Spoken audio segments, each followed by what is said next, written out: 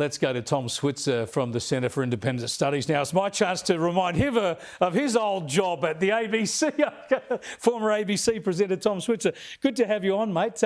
I've got to get your thoughts on the Middle East because it seems so obvious now that Anthony Albanese is going to recognise Palestine, a state of Palestine, at the UN General Assembly next month. Is that what you think he's going to do? And why would he do that? What would the outcome be? Well, I think he probably will, and he'll just be reflecting the trends set by the French and the British leaders, Emmanuel Macron and Keir Starmer. I mean, we've been here before, Chris. The UN creation of Israel in 1948 was meant to coincide with Palestinian statehood, which, remember, the Palestinians and the Arab states rejected and instead attacked Israel. This was a so-called war of independence. And then, of course, there were the Oslo Accords of the 1990s that culminated in the Camp David peace plan, which was ultimately rejected by the Palestinian leader Yasser Arafat. So there have been chances in the past for the creation of a Palestinian state. And the Prime Minister, like the British and the French leaders, is just going down that track again.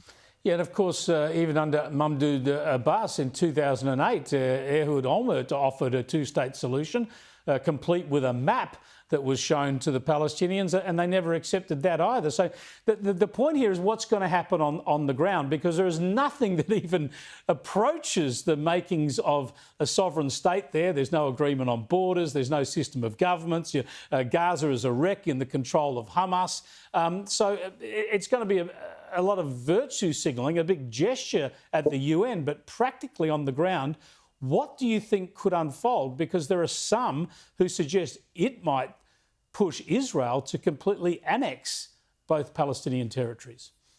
Well, there are two things here. One is that the problem with the Palestinian state in 2025 is that Gaza and the West Bank are led by different governments who have different objectives, not least the recognition of Israel. Hamas is an Islamist organisation that wants to wipe Israel off the face of the earth. And the second point, following on from your question, is the question of what happens with the plan for Israel to basically occupy all of Gaza. I think this is a bad idea for many reasons. You may disagree, Chris. I think it risks the lives of the remaining 49 hostages. I don't think there's any real bipartisan support in Israel for that agenda. You've got the opposition leader in Israel coming out strongly against it. Even the head of the Israeli Defense Forces is against it. And it's an unpopular decision. All the available polling evidence in Israel shows that the broad cross-section of the Israeli people, they want the war to end.